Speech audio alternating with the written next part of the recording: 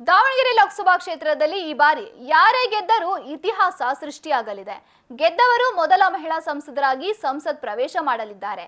BJP ಗೆದ್ದರೆ 7ನೇ ಬಾರಿ ಗೆದ್ದು ದಾಖಲೆ ಮಾಡಿದಂತಾದರೆ, ಕಾಂಗ್ರೆಸ್ ಗೆದ್ದರೆ ಬಿಜೆಪಿ ಭದ್ರಕೋಟೆಗೆ ಲಗ್ಗೆ ಇಟ್ಟು ಇತಿಹಾಸ ಬರೆಯಲಿದೆ.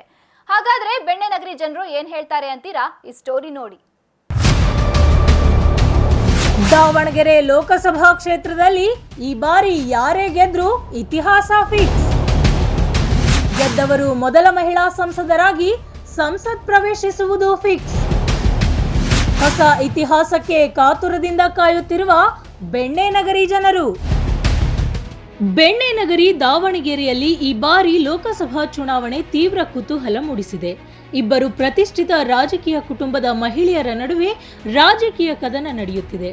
ಸತತವಾಗಿ ಗೆದ್ದು ಬೀಗುತ್ತಿರುವ ಬಿಜೆಪಿ ಈ ಬಾರಿ ಮತ್ತೊಮ್ಮೆ ಗೆದ್ದು ದಾಖಲೆ ಸೃಷ್ಟಿಸಲು ಮುಂದಾಗಿದೆ. ಹಾಲಿ ಸಂಸದ ಜಿಎಂ ಸಿದ್ದೇಶ್ವರ್ ಅವರ ಪತ್ನಿ ಗಾಯತ್ರಿ ಸಿದ್ದೇಶ್ವರ್ ಕ್ಷೇತ್ರದೆಲ್ಲೆಡೆ ಸಂಚರಿಸುತ್ತಾ ಮತಯಾಚನೆ ಮಾಡುತ್ತಿದ್ದಾರೆ. ಬಿಜೆಪಿ ಪ್ರಚಾರಕ್ಕೆ ಹೋದ ಕಡೆಯೆಲ್ಲ ಉತ್ತಮ ಬೆಂಬಲ ಸಿಗುತ್ತಿದೆ. ನರೇಂದ್ರ ಮೋದಿ ಅವರನ್ನ ಮತ್ತೊಮ್ಮೆ ಪ್ರಧಾನಿ ಮಾಡಲು ಈ ಬಾರಿ ಗಾಯತ್ರಿ ಸಿದ್ದೇಶ್ವರ್ ಅವರಿಗೆ ನಮ್ಮ ಬೆಂಬಲ ಎನ್ನುತ್ತಿದ್ದಾರೆ. ಕ್ಷೇತ್ರದ 8 ವಿಧಾನಸಭಾ ಕ್ಷೇತ್ರಗಳಲ್ಲಿ ಬಿಜೆಪಿ ಉತ್ತಮ ಸಂಘಟನೆ ಮಾಡುತ್ತಿದ್ದು ಗೆಲ್ಲುವ ಕುದುರೆಯಾಗಿದೆ.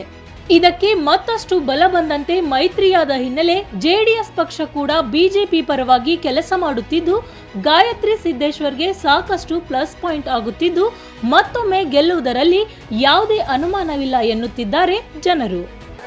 ಬಿಜೆಪಿಗೆ ಇದೆ ಕೇಂದ್ರ ಸರ್ಕಾರದಿಂದ, ಮತ್ತೆ ಇದು ಜಾಸ್ತಿ ಬಿಜೆಪಿನೇ ಇದೆ ಎಲ್ಲ ಕಡೆನೂ. ಸರ್ ಬಿಜೆಪಿಗೆ ಯಾಕಂತ? ಮೋದಿ ಅವರು ಇದಾರಲ್ಲ, ಹಂಗಾಗಿ ಮೋದಿ ನಮ್ಮ ದೇಶ ಸುಭದ್ರತೆಗಾಗಿ ಇದು ಮಾಡಬೇಕು. ಈಗ ಜಿಎಂ ಸಿದ್ದೇಶ್ವರ್ ಅವರು ಏನೆಲ್ಲ ಅಭಿವೃದ್ಧಿ ಮಾಡಿದ್ದಾರೆ ಸರ್? ಜಿಎಂ ಸಿದ್ದೇಶ್ವರಿಂದ ಅಭಿವೃದ್ಧಿ ಕಂಡಿಲ್ಲ ನಾವು, ಆದರೂ ಈಗ ನಾವು ಮೋದಿ ಅವ್ರು ನೋಡಿ ಓಟ್ ಹಾಕ್ತೀವಿ. ನಮ್ಮ ಒಲವು ಮೋದಿ ಕಡೆಗೆ, ಬಿಜೆಪಿ. ಸರ್ ಯಾಕೆ ಬಿಜೆಪಿ ಕಡೆ? ದೇಶದ ಅಭಿವೃದ್ಧಿ ನೋಡಿ, ದೇಶದ ಶಕ್ತಿ ನೋಡಿ ನಾವು ಪ್ರಧಾನಮಂತ್ರಿ ನರೇಂದ್ರ ಮೋದಿ ಅವರಿಗೆ ಆರಿಸ್ತೀವಿ. ಕಾಂಗ್ರೆಸ್ ಕೂಡ ಬಿರುಸಿನ ಪ್ರಚಾರ ನಡೆಸುತ್ತಿದ್ದು ಲೋಕಸಭಾ ಕ್ಷೇತ್ರದಾದ್ಯಂತ ಪಕ್ಷದ ಮುಖಂಡರ ಸಭೆ ನಡೆಸುವ ಮೂಲಕ ಸಂಘಟನೆ ಮಾಡುತ್ತಿದೆ. ಬಿಜೆಪಿ ಭದ್ರಕೋಟೆಯನ್ನ ಈ ಬಾರಿ ಕೈವಶ ಮಾಡಿಕೊಳ್ಳಲು ಪ್ಲಾನ್ ನಡೆಸುತ್ತಿದ್ದು, ಕೈವಶ ಮಾಡಿಕೊಳ್ಳಲು ಈ ಬಾರಿ ಬಿಜೆಪಿ ವಿರುದ್ಧ ಗೆಲ್ಲಲೇಬೇಕೆಂದು ರಣತಂತ್ರ ರೂಪಿಸುತ್ತಿದ್ದು ಮತದಾರ ಪ್ರಭುಗಳು ಹೇಳುವುದು ಹೀಗೆ. ನೋಡ್ರಿ, ದಾವಣಗೆರೆಯಲ್ಲಿ ಶ್ಯಾಮನೂರು ಶಿವಶಂಕರಪ್ಪನವರು, ಎಸ್ ಮಲ್ಲಿಕಾರ್ಜುನ ಅವರು ಮಾಡಿದ ಸಾಧನೆ ಭಾಳ ಇದೆ. ಕರ್ನಾಟಕದಲ್ಲಿ ಎಷ್ಟು ಜಿಲ್ಲೆಗಳು ಅದು, ಅಷ್ಟು ಜಿಲ್ಲೆಯಲ್ಲಿ ಆಶ್ರಯ ಮನೆಗಳು ಕೊಟ್ಟಲ್ರಿ. ಅಷ್ಟು ಮನೆಗಳನ್ನು ದಾವಣಗೆರೆಯಲ್ಲೇ ಕೊಟ್ಟಿರತಕ್ಕಂಥ ಗಣ್ಯ ವ್ಯಕ್ತಿಗಳ್ರಿ ಅವರು. ಹೌದ್ರಾ?